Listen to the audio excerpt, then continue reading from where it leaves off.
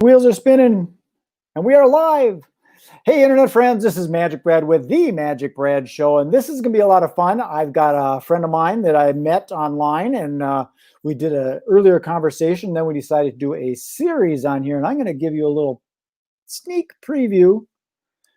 This is what it is. It's Deb Brown Maher, and she's got a book, Sell Like Jesus. And today we're going to be talking about lead generation and using biblical principles to generate leads for your business. So I'm going to pop this out and we're going to bring Deb on. So just a few moments, nice round of applause. Please bring her on. Her name is Deb. Hey there, how are you? Hello, Deb? Brad, how are you? Oh, I forgot, you're over on the East Coast, aren't you? I am, yes. How's the weather over there? Is it warm? It is still warm, although it's a little cooler than Texas. So We've had a little bit. Well, I'm in Minneapolis, Minnesota, and we've had a little bit of snap, and it's kind of weird. It's almost frost. It's only my sister's in Dallas, and she keeps telling me, well, I took a walk last night because it was only 93 degrees. Yeah, not my cup of tea. Well, let's get right into it and not waste much time here. We've got some people that are going to be watching live, and then there's other people that will be able to get the recording. So we record this so that if someone for some reason couldn't make it, we can send them the recording and they can check it out. So today we're going to be talking about lead generation and your book. Let me pop that up there one more time. The book is called Sell Like Jesus. And it's basically based on like biblical principles. Am I right? That is right. Yes, having been in sales most of my life, ever since I was young, it was always important to me to treat people kindly and also be successful. And there were a lot of conflicting models of high pressure sales that really did not sit well with me. So over the years, studying all different kinds of sales approaches, I came to discover that Jesus was actually the master model of how to be a servant leader in a sales role. So I looked at what he did and how he did it and applied that to selling and helping people learn about what it is that you have to offer to see if there's a good fit. And if there is, great, we'll do business together.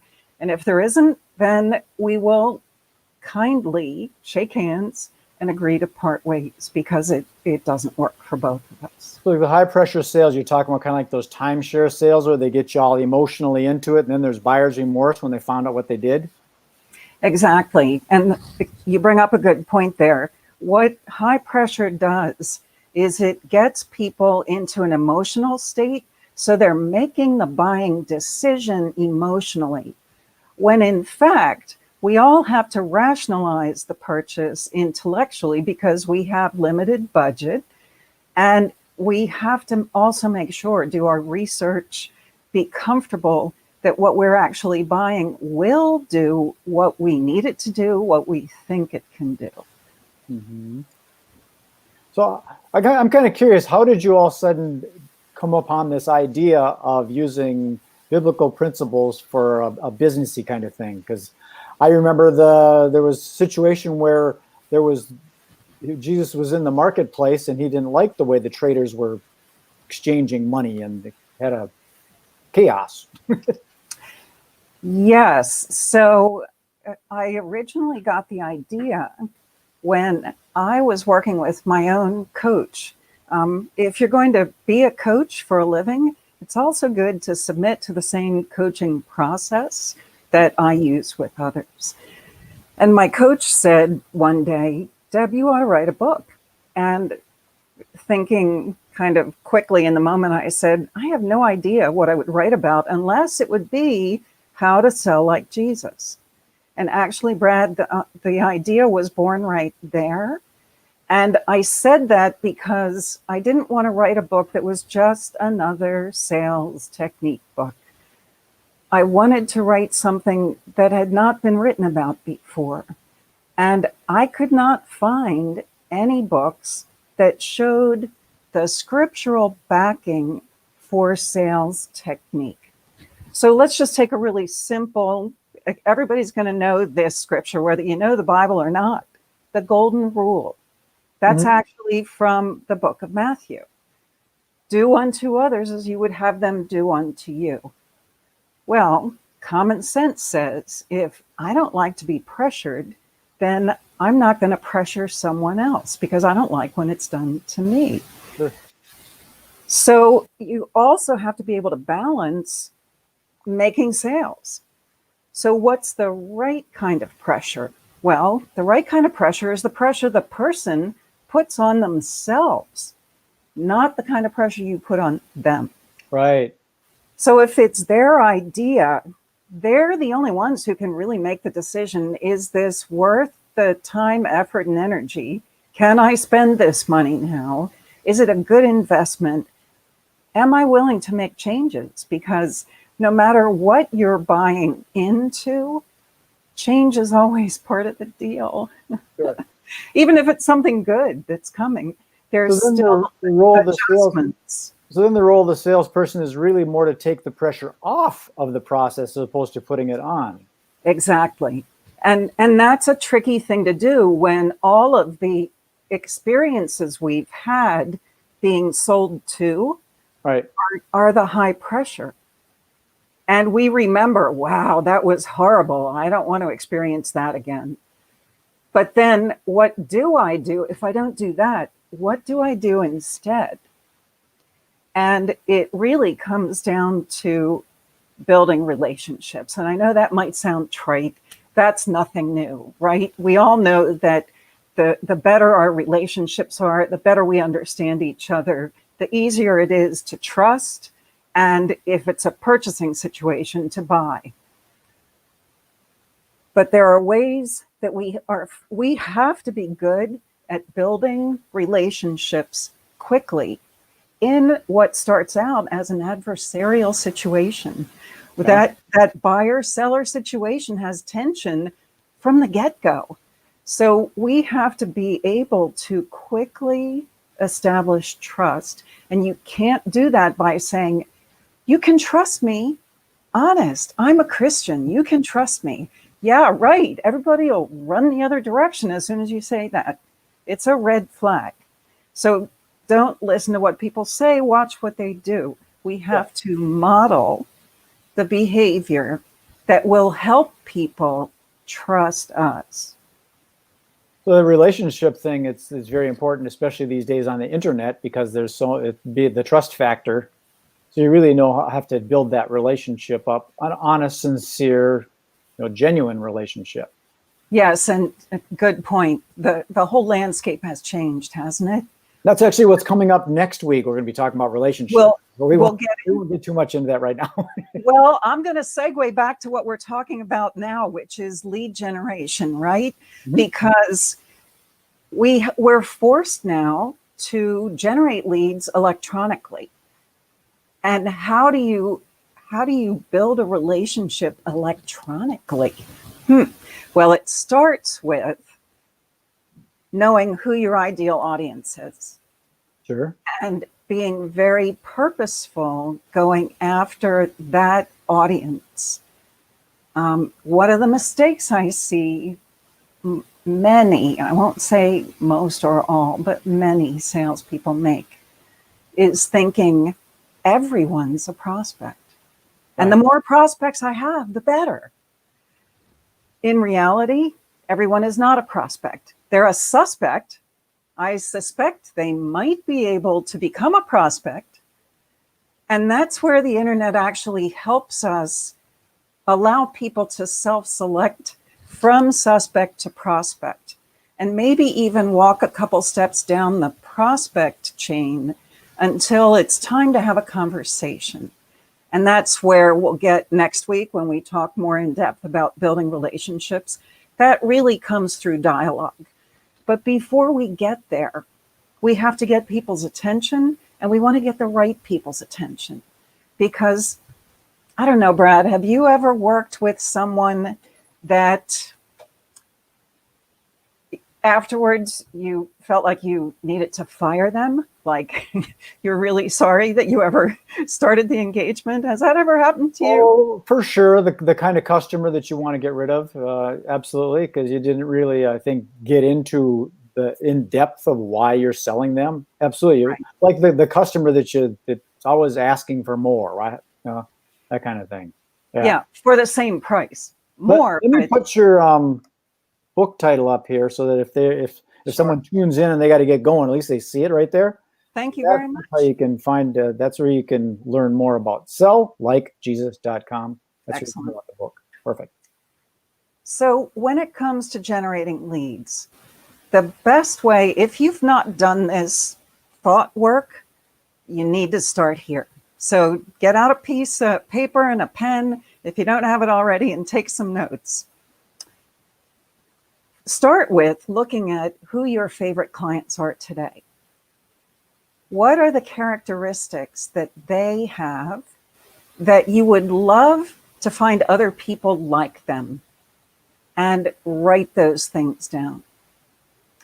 So thinking about the ideal, the person you love to work with, the one that you have fun working with, the one that you were able to discover above and beyond what you thought they actually needed at the start.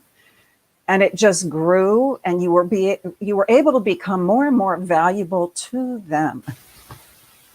What is it about them? What are the characteristics that they have that you would like to find in other prospects? Things to think about are character traits. What are some of the character traits they have? How do they demonstrate their values? What are the values that you're looking for? It's interesting. One of the things that, as I do workshops on this topic, people will often start by saying, I want to work with somebody who pays my bill. Yep.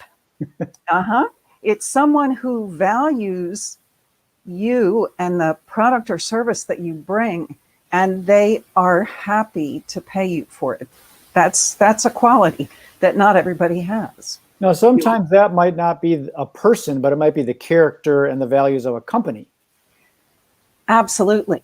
Yeah. Because everything that we're talking about here has to do with not just business to consumer sales, but also business to business sales. And if a business is concerned about how they treat their customers, then chances are they're going to treat you as a vendor similarly. So looking at their customer reactions to them. That's good to know, that especially if someone does like global sales. Once you get that profile of who your ideal customer is, you can probably find those people all over the place. Like when I was doing event stuff, we had a customer that just, here's the budget, it's $20,000. The theme of the event is the Blue Danube. Make it so. And that's all we had to do, was just, it was ready to go. And it was a real, they paid the bill in advance, and we just did it. And that's the ideal customer. So how do I find more exactly like that, right? It is. It sounds like they had a high trust level with you. Yeah. Was there a previous experience that came first? Yep, absolutely. In fact, it was my partner's past client. So we brought them in when we started the company, and so it was easy working with them because that trust factor was there and the reputation and all that. And it was very simple to do. And sometimes it takes time to build that trust factor. It doesn't just happen in the first meeting. So laying the groundwork for that to happen is very important. Another thing that you want to think about with your ideal prospects is locale. Is the geography important? Is the age group important? Do you work more with men or women or both? With 20-somethings, 30-somethings, 40-somethings, 50-somethings, 60-somethings, etc. So I'm going to recommend that you write out characteristics that narrow who you're looking for 7 different ways. So if you've never done this, keep narrowing until you have 7 characteristics that describe your ideal prospect. Got it. Yeah. In the online world, they call it creating the customer avatar. Exactly. Creating Yes. so you know exactly who it is. The person is like 25 years old, has 2 kids, is divorced, and likes golf.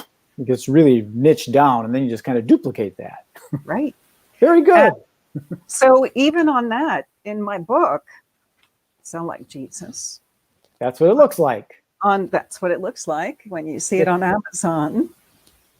Page 21, I talk about Jesus had a target audience. Did you realize Jesus wasn't trying to reach everyone during the 3 years he took his offering public?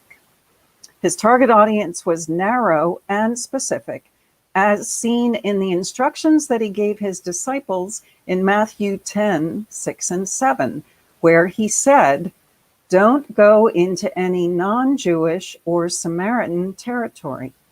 Go instead and find the lost sheep among the people of Israel." He was talking about the 12 tribes of Israel. There were a whole lot more people on the earth during Jesus' lifetime than the Jewish people represented. They were a very small percentage. Yet he confined his work to that small niche. And it wasn't until 8 years later that his disciples actually started expanding beyond the Jewish people to talk to other people groups. You know, that helps a lot, because I think a lot of people get overwhelmed with thinking, how am I going to get these 10,000 people into my database, when maybe you just need 7. Right. And then work with those 7, get a reputation with those 7, and get them to tell you who they know that you could be talking to. Now you're going to leverage the right kind of referral business, because that's the other beauty of narrowing the market niche that you're going after. They are going to refer people who are like they are. When you do work outside of your niche and they give you a referral, now you're starting to get tied into doing that work, which is, it isn't necessarily what you want to be doing. It's splintered off of your core offerings. And anytime you dilute your core, you run a risk. Now, if it develops into a big enough niche, fine, and you can accommodate that, that's great. That could be a new venture that you can add to your current offerings. But start out narrow, do well as you possibly can for that narrow niche, and then think about expanding intelligently based on the kind of questions, the kind of prospects that are approaching you outside of that niche, because they'll find you. Your target audience, you typically have to work harder to find your target than the non-target. They'll find you anyway. Here's a comment from Chris. Yes. And Chris says, pricing yourself out of a commission doesn't work either. That is absolutely right. Now pricing is another whole topic. One of the challenges that I have had shifting gears into doing more group online work, I'm accustomed to doing one-on-one coaching or small group in-person coaching that I customize for the companies that I work with. And that comes at a price tag that many people can't afford. So one of the reasons I wanted a book was because it gave me a entry-level price point to reach hundreds, thousands, maybe even millions of people around the world. That would be ideal eventually. So I can get some information that's helpful, that'll help people take steps along their way through the book. I'm also working towards, this is an introduction to Sell Like Jesus. I'm working towards a workshop series that I will be charging for, but it will be at a price point much lower than bringing me in to do custom work at the company. So we have to be price sensitive to the marketplace and understand who can afford what price, and then approach accordingly. So if I am giving the wrong message or the right message to the wrong audience, or turn it around the other way, it's a mismatch, and I'm going to be disappointed in the results. And yeah, so I guess pricing is also relevant to the generation of the lead, because you don't want to be generating a bunch of leads that you've either overpriced or underpriced, because you can underprice your stuff too, where someone looks at it like that's worthless. It couldn't be worth anything because it's so cheap. Yes. Yes, and I happen to know Chris is an artist. Artists have a very challenging time putting a price on their work. It's because they love what they're doing so much. They think, I can't possibly charge for this. I had so much fun. I enjoyed it so much. How could I really charge for it? And they don't look at it from the recipient point of view. And sometimes the time involved is massive. Yeah. I know when I do watercolor, I can spend 60 hours on one painting. That's a lot of time. How do you put a price tag on that? Yeah. Well, when I was living in Asheville, North Carolina, there's a guy, I can't remember his name right off the top of my head, but he did painting demonstrations, and it only took him about 20 minutes to do what he did, because he did all sorts of fancy throwing the paint all over stuff. And he was selling these things for like $15,000. They're like 10 by 10 square things, but it didn't take him very long to do it. So he's functioning totally off his reputation and the experience of being there. So it's the perceived value of something is totally different for certain people. And unfortunately, the artist ends up kind of putting themselves down, thinking that, I did it while I was having fun. It's not worth that much. Yeah. So the better picture we have of our ideal customer, the easier it is to avoid that disappointment. Right.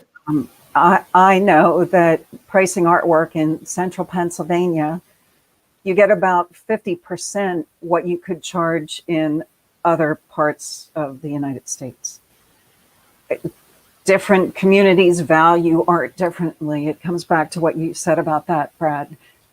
Value is in the eye of the beholder.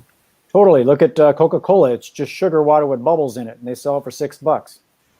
Yep. At a convention. Yep.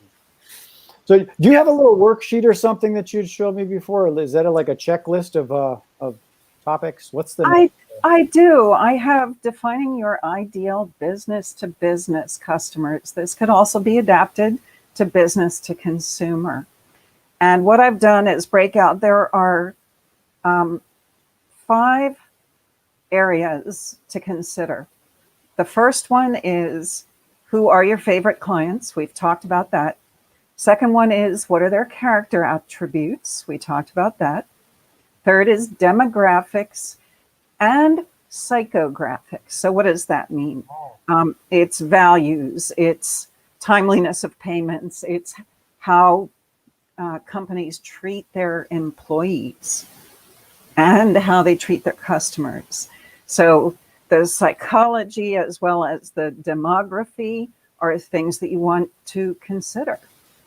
The fourth is, what questions can you ask to qualify someone to find out if they're your perfect customer?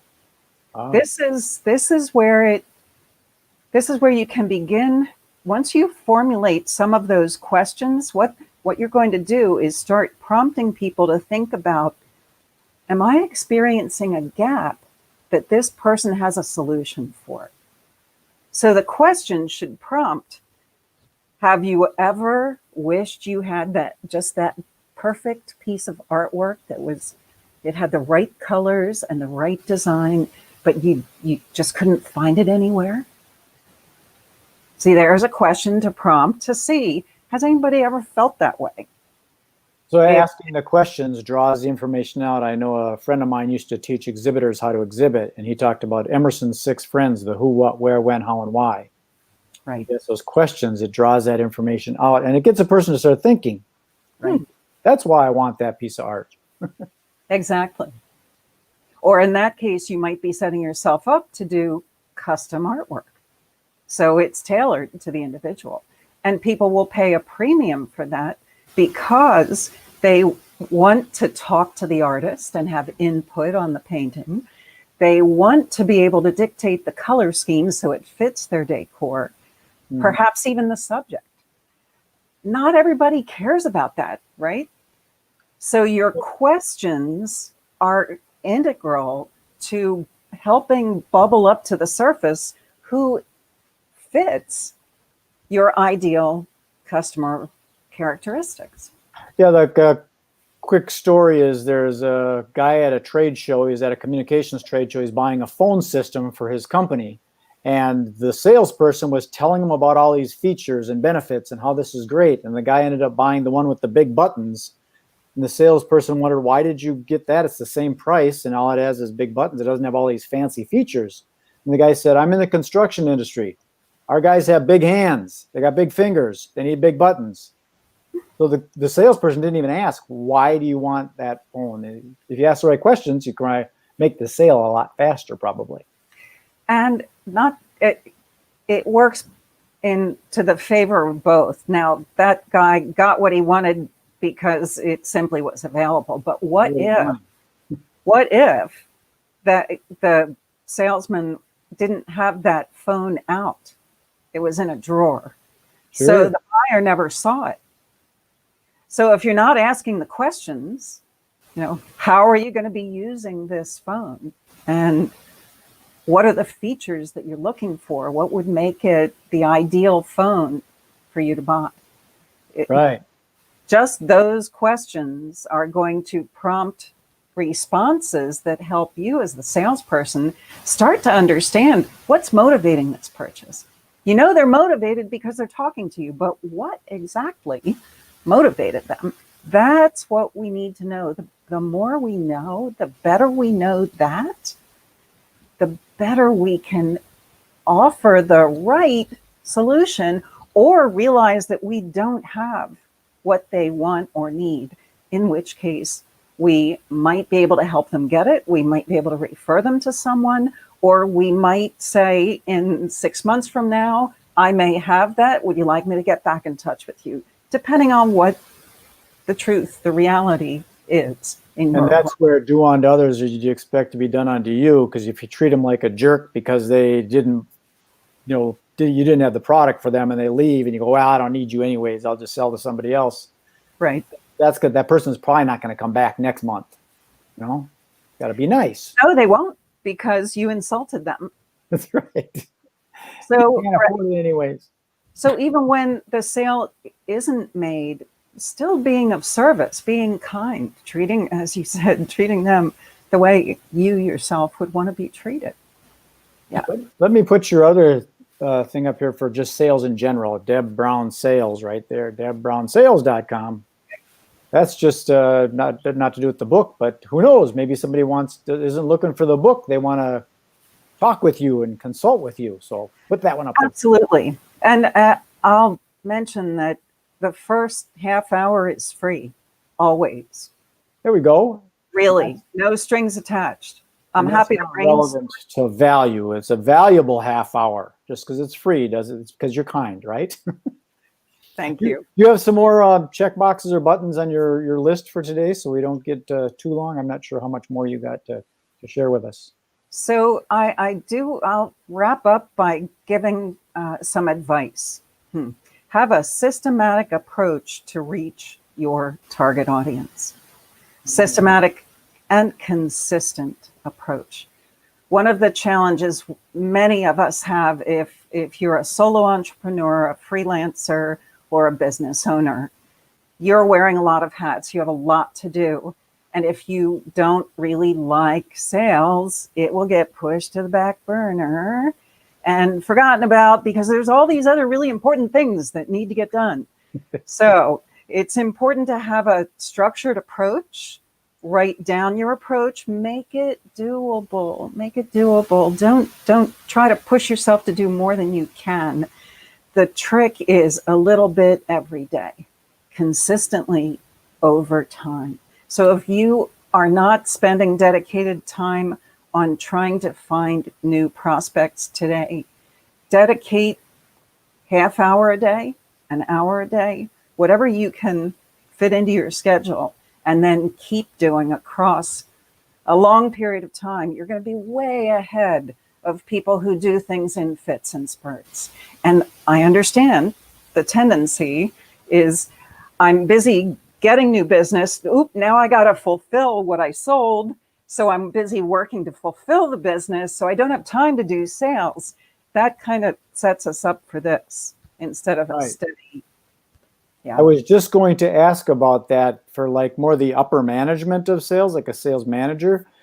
Do you think that it's wise to like create these like Blitz bonuses, and you got to, meet that quota and pushing the salesperson, or should you let them kind of just cruise? And well, there is an interesting thing that happens when you're in a larger company and you have monthly goals. You know that a day or two before the month is out, there's going to be a push to reach those goals. So I understand the blitzes. I understand the kind of race for the finish, and there's nothing wrong with that. The problem is that if that's the only time you put the full court press on your sales effort, you're back in that. Yeah, you can get a little sloppy at what you do. If you got a nice system going and you're courteous, you might be pushing a little bit too fast, and you're not. You forget to say please and thank you. Yes, and depending on your business, the sales cycle might be shorter or longer. I've worked with people that have a one-call close, so they make the sale or not, and all the way up to multiple years. So if you get into commercial real estate sales, for example, or even some law firms, the nature of the legal work they do, it doesn't happen every day. So they're building relationships that they need to maintain over a long period of time until an opportunity of need actually arises. So it depends a lot on what you're selling as to what that sales cycle will look like. However, the core principles, sell like Jesus, those are pretty much, they stay there, even though different products have different methods and things, but the core principles are biblically sound. Yes, yes. Well, Deb, I'm going to close this one off and then beam it up to the universe so people can find it. I'm going to put your domain name back on there. So I appreciate you taking the time. And then next month or next week, we're going to be talking about the whole relationship process. And that's going to be exciting to me because I think that's pretty much the most important part of sales. Because if you got a good, solid relationship, kind of like that client that we had, there is no having to close the sale. You know, the old ABC, always be closing. It isn't high pressure. It just happens because of the relationship. Yes, right? Yes. So let me offer to anybody that would like the worksheet that I was working from, just send me an email to deb@debbrownsales.com, and I'd be happy to get that out to you. deb@debbrownsales.com. Perfect. Thank you, Brad. Well, thank you, and we'll see you again next week. If you want to stay in the green room while I sign this off, we can have a little bit of a chat because I don't got a lot. Okay, sounds good. Thank you very much. Thank you. See you again next week. Okay, ladies and gentlemen, boys and berries, let's hear it for Deb Brown. We appreciate that. I think that's a very interesting concept of taking something that's literally been principles for thousands of years and implementing them into the sales process instead of some of these processes that I've seen, these high pressure, like I use the reference of timeshare sales. Unfortunately, that model or car salesman, they got kind of a bad rap. But if they use those, be kind and do unto others as you'd expect to be done to you, I think the sales process can be much easier and a lot less buyer's remorse. So, boys and berries, I appreciate you taking the time. I'm going to sign this off. This is Magic Brad with The Magic Brad Show. Thank you very much. And tune in next week. We'll be back Wednesday at 1 p.m. Central Time. Thank you. Peace.